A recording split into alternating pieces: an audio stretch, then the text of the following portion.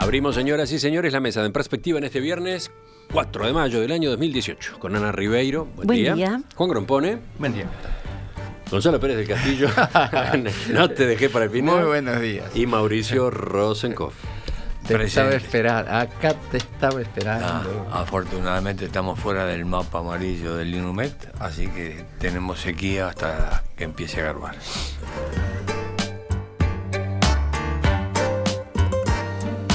Trabajadores del mundo, uníos. El motor de la historia es la lucha de clases. La peor lucha es la que no se hace. La religión es el opio de los pueblos. En la mesa de hoy vamos a recordar, analizar, traer al presente al autor de estas frases, el filósofo alemán Karl Marx, de quien mañana se cumplen 200 años de su nacimiento.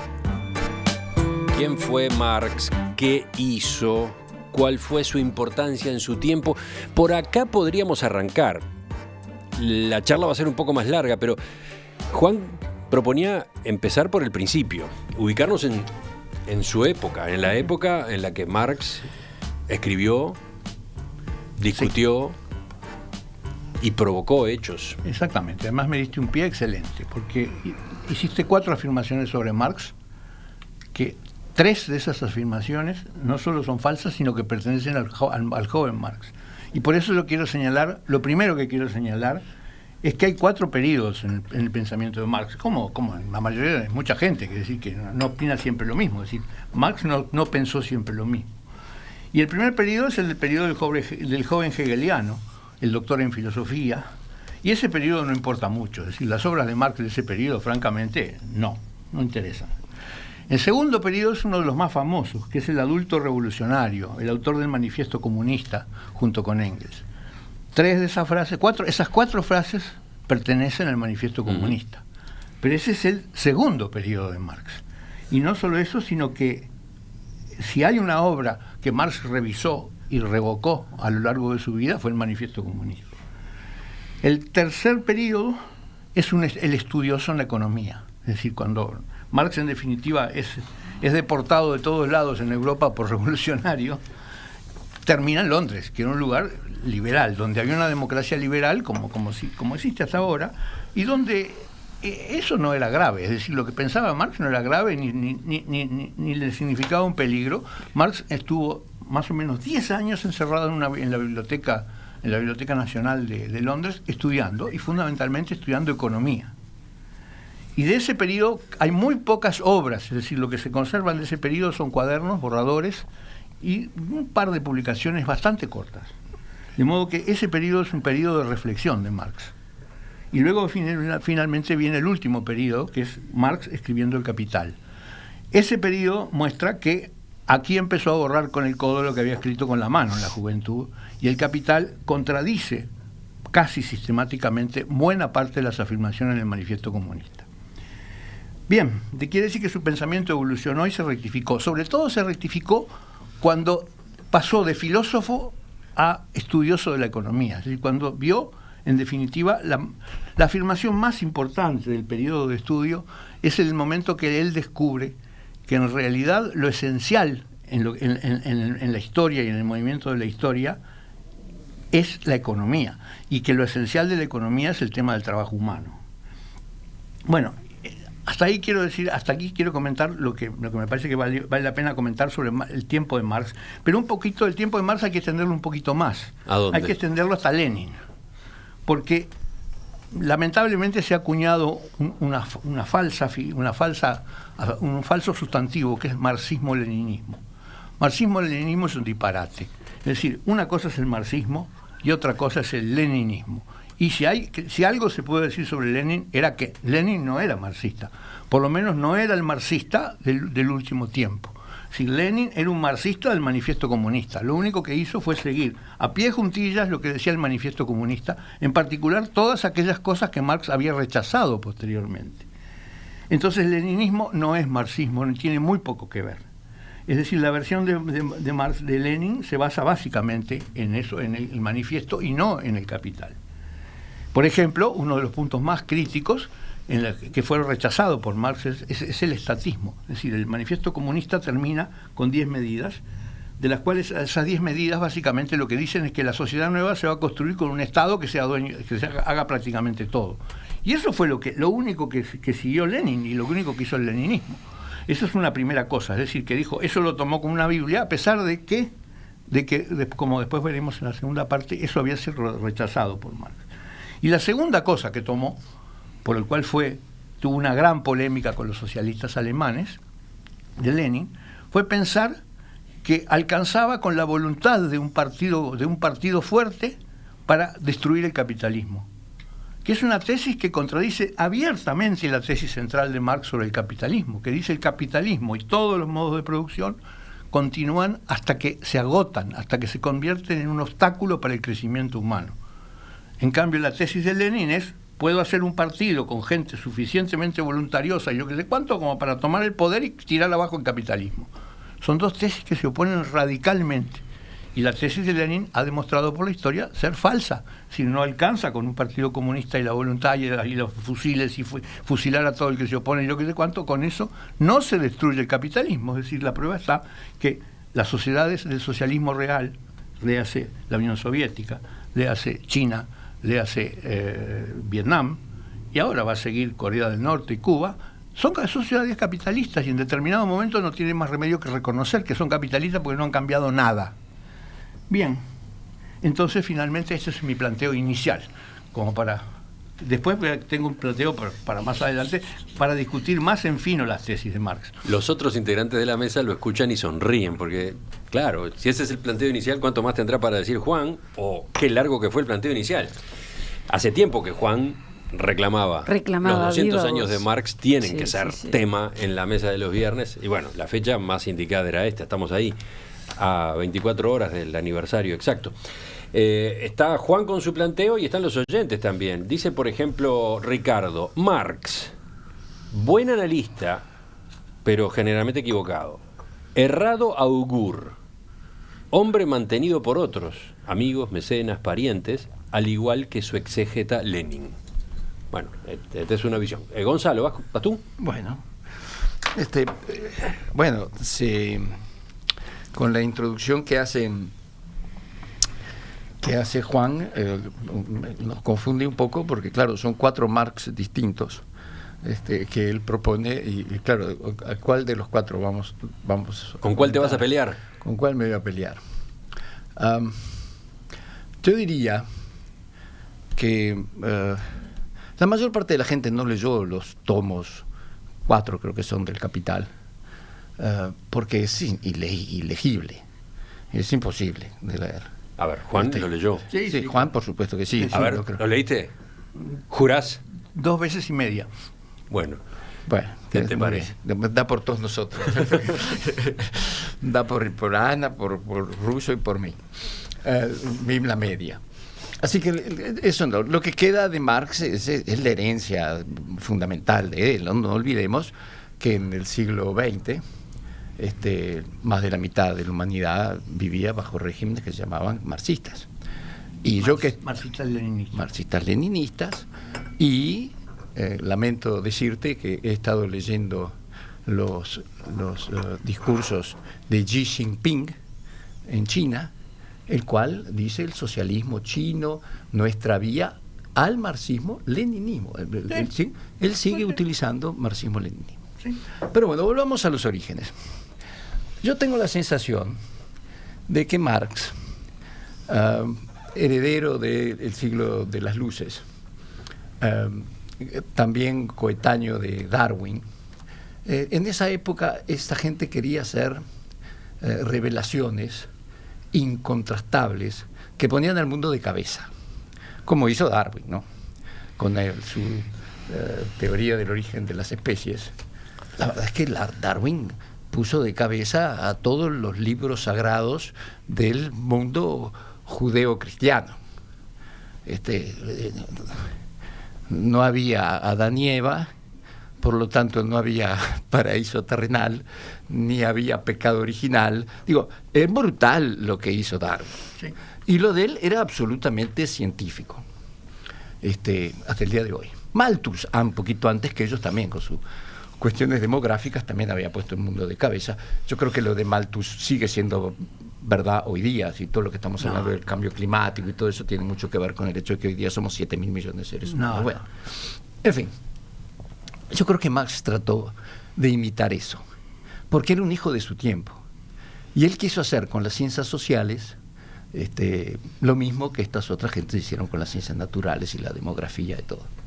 Y entonces enunció unas teorías muy revolucionarias. Yo creo que Marx tiene dos vetas. Una que es la de sociólogo, historiador, científico, con la cual yo puedo estar de acuerdo, porque creo que su interpretación materialista de la historia es algo que explica un poco el devenir de la humanidad desde las sociedades primitivas, pasando por el esclavismo, después el feudalismo, después el capitalismo, que termina en una sociedad. Yo creo que eso es compartible y explica un poco la evolución de la humanidad, y hasta ahí sí. Ahora, cuando Marx trata de prevenir el futuro y enuncia sus tesis fundamentales, ¿no?, que son la teoría del valor, la lucha de clases y después el socialismo científico, yo creo que ahí Marx, más que el historiador científico, es más un pasional, una especie de profeta moralista. Y yo creo que ahí en sus tesis, y eso lo podemos discutir ahora más con el beneficio de tener 150 años, se puede discutir. Yo creo que Marx, como historiador científico, fue acertado. Como profeta moralista de para dónde iba el mundo, creo que le erró en sus tesis fundamentales. Vamos con Mauricio, después con Ana.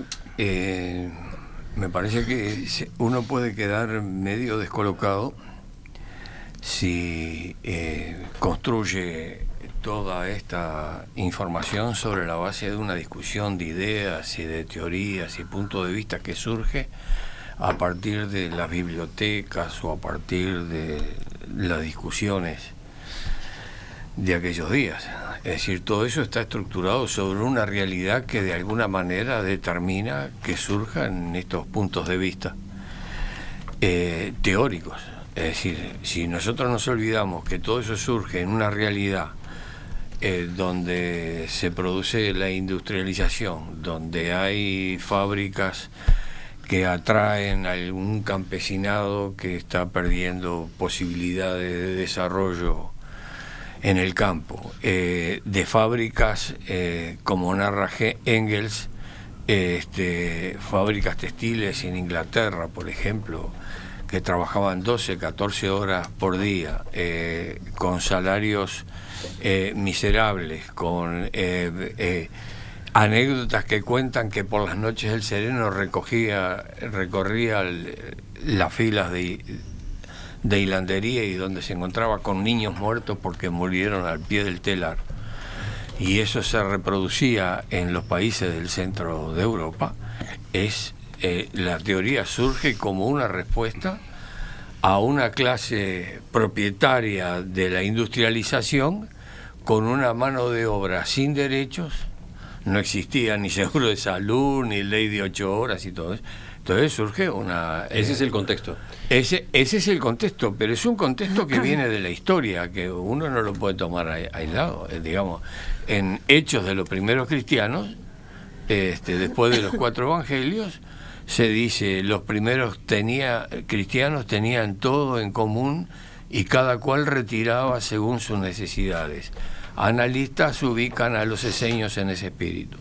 Y para no irnos tan lejos, el espíritu del discurso de los cabreros de Don Quijote a los cabreros, porque le dieron vino y le dieron queso y quería gratificarlos con unas palabras, dice, felices tiempos aquellos que los antiguos llamaban dorado, no porque abundara ese metal, sino porque no existían estas 2 palabras, tuyo y mío.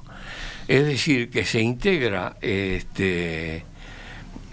todo este movimiento ideológico que no fue pragmático, El pragmatismo lo practica Lenin en las primeras de cambio, cuando se da, donde no puede sonar mucho en esa Rusia zarista el tema de proletario, de los proletarios, porque había más bien poco, igual que en China. Entonces, si nosotros lo sacamos de contexto y no lo integramos en una corriente universal desde la noche de los tiempos por la igualdad social, entonces nos queda descolgado todo el pensamiento de Marx. La bandeja está servida para Ana. A partir de esta intervención de Mauricio, la historia. Sí, pero, 3 intervenciones históricas, además, mirá qué bandeja le servimos. Pero oíme, cuidado con los celíacos que...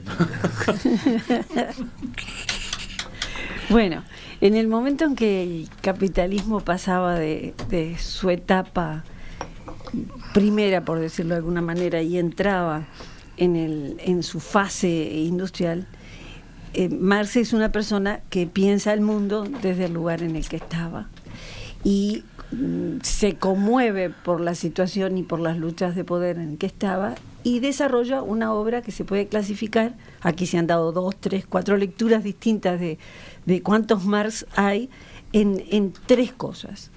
El marxismo es por un lado una filosofía, y por lo tanto estoy hablando del materialismo dialéctico, es una explicación del mundo y de la vida basada en un motor que es la capacidad de lucha constante de los elementos y las cosas distribuidas en esa trinidad que es la tesis, la antítesis y la síntesis, y apuesta al movimiento constante y a la transformación permanente de todas las cosas.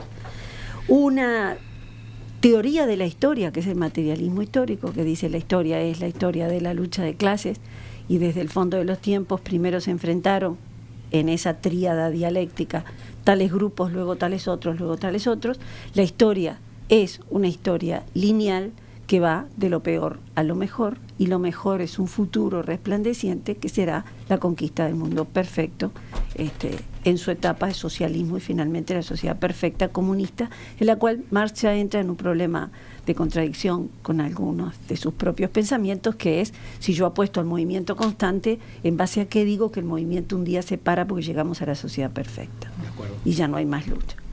Y en tercer lugar, hay una teoría económica, que probablemente sea el Marx más sólido y el que más ha influido en todos los no marxistas del mundo, que es: Marx escribe el Capital y no el socialismo, pese a que lo propicia como modelo ideal. Lo que escribe es, escribe y describe y permite entender cómo funcionaba ese sistema que sigue existiendo y que sigue siendo mayoritario en el mundo en sus diversas etapas, y cuáles eran los mecanismos que explicaba el funcionamiento. Probablemente sea el legado más contundente. Sin embargo, hay otro más aparatoso, y es que desde el momento que habla de las transformaciones del mundo y de las luchas del mundo, el marxismo se transforma en unismo. Esto es, más allá de Marx, hay diversas interpretaciones de Marx. Hay una izquierda fiel a sí misma y al espíritu de rebeldía, que siempre va a tomar, lo hizo y lo seguirá haciendo, al Marx joven del cual Juan reniega. El Marx de la filosofía más temprana, el hegeliano, el Marx de la teoría de la alienación, el Marx anterior a 1845.